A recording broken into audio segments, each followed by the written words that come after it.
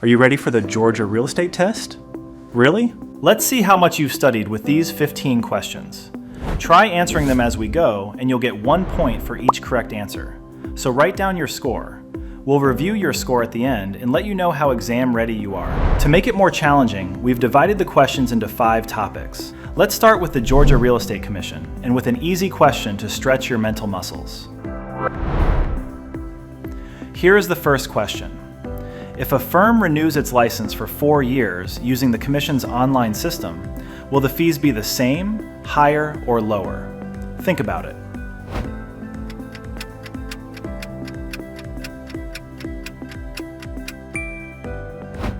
That's it. The correct answer is D. The fees are reduced to $100. Usually, renewing a Georgia real estate license costs $125, but if you do it online at least 120 days before expiration, it'll cost $100. If you're trying to cut corners, that's definitely the way to go. How about this one? Aside from revoking and suspending licenses, the Commission has the authority to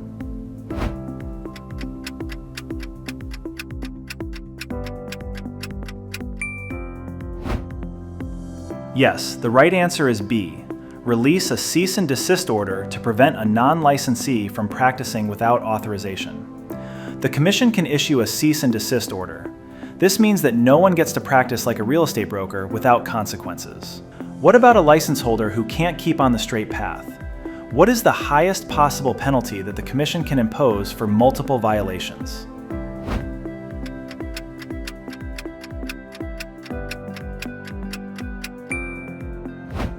Option A is correct this time, $5,000. Indeed, the maximum fine that the Commission can impose on a licensee for multiple violations is $5,000. Feeling great?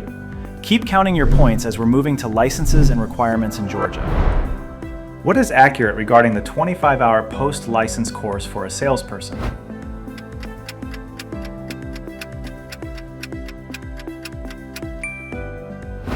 That's it. The right answer is B. If not completed within 1 year, and the licensee enrolls and pays for the course within 1 year, the license lapses. The licensee has 6 months to comply.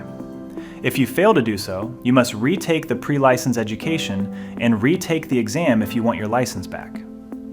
This one is important to know about. Under what circumstances is a qualifying broker authorized to deny the release of the license of a person who is transitioning to a different broker? Can they even hold your license like that?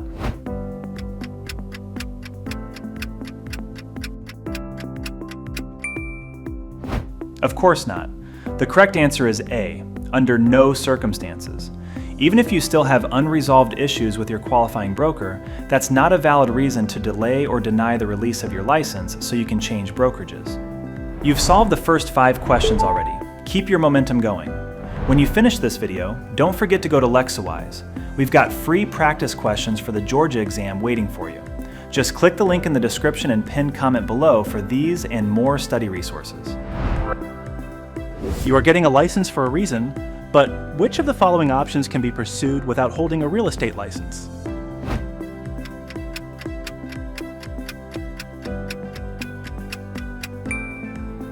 Option D is correct. Performing community association management services, provided the individual is a full-time employee of the association. Real estate licensing laws typically target people who manage or represent property for others as a third-party service. So an in-house association employee can usually do this work without a real estate license.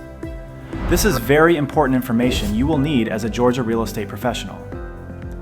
What is the duration for which brokers are required to retain copies of trust account reconciliation statements?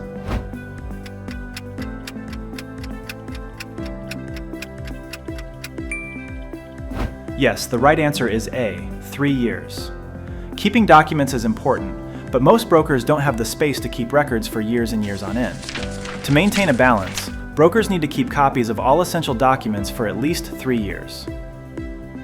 How about this one? What type of agency relationship occurs when the real estate broker designates one or more agents to represent the buyer and another agent or agents to represent the seller in the same transaction?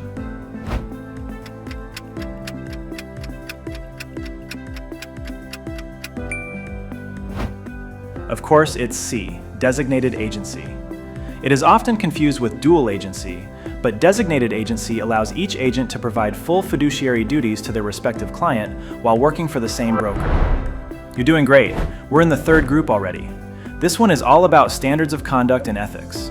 So, let's see if you know how to be a proper real estate agent. Let's talk about situations you might encounter in your day-to-day as an agent. Given the following examples of situations occurred in companies, which one is permissible for a broker to make under the Sherman antitrust laws? If you find it easy, you know the antitrust laws really well. C is correct. A commission rate of 7% is established as the policy by a company. Each company can have its own policies, but they can't collaborate with others to make said policies the exclusive option for the consumer. Could this be a misleading advertisement? Nelson Post is the registered owner of Nelson Post Real Estate. However, he operates under the trade name of Bayfront Realty. Which of these statements is true regarding his advertising?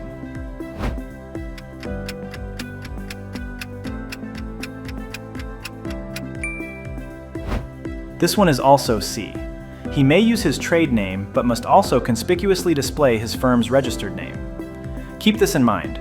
Georgia real estate firms are free to use trade names, but to ensure transparency, the registered name of a firm must appear in all advertising.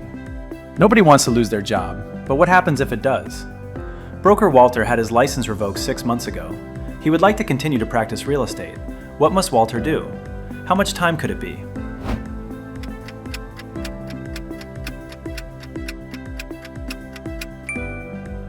Shaking things up with B. Wait 10 years before reapplying for licensure. That's quite some time, and that is if they don't have a pending criminal charge and can prove their integrity, among other requirements.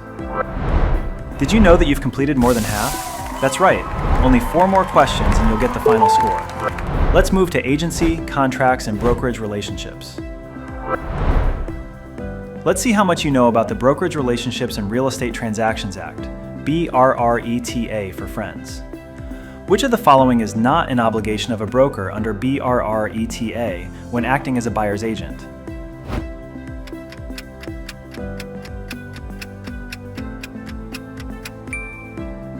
Yes, the right answer is C. The broker must disclose if the property was or is currently inhabited by an individual diagnosed with AIDS. Having AIDS is hard enough for a person, but it has nothing to do with the structural integrity of a house and is considered private information. If the broker is spreading that to potential buyers, that would be against the fair housing laws. Here's a situation that any agent can face. Dan is a licensed broker and Lark is a client who's selling his home. Dan finds a ready, willing, and able buyer who makes an offer that Lark accepts in writing. However, Lark later has a change of heart, decides to withdraw his home from the market, and cancels the sale.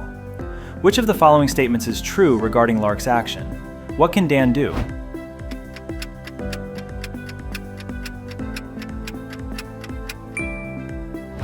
That's right, the correct answer is A.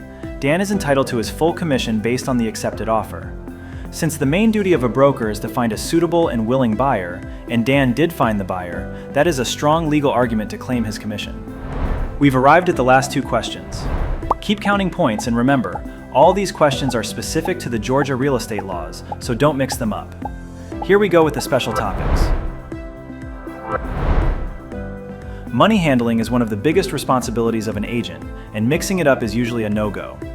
When may a broker deposit or maintain his or her own funds in a trust or escrow account? Are we clear on this one?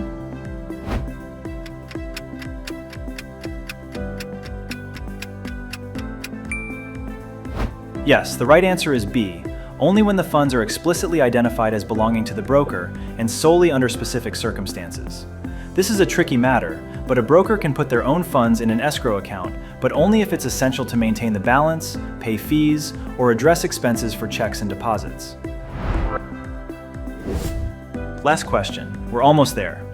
In Georgia, what is the minimum amount of insurance required for a real estate broker's errors and omissions insurance policy per occurrence? Do you remember the amounts?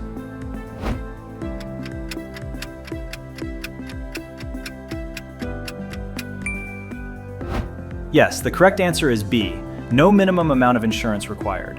Unlike some states, Georgia does not mandate real estate brokers to carry E&O insurance, but it's still highly recommended for real estate professionals.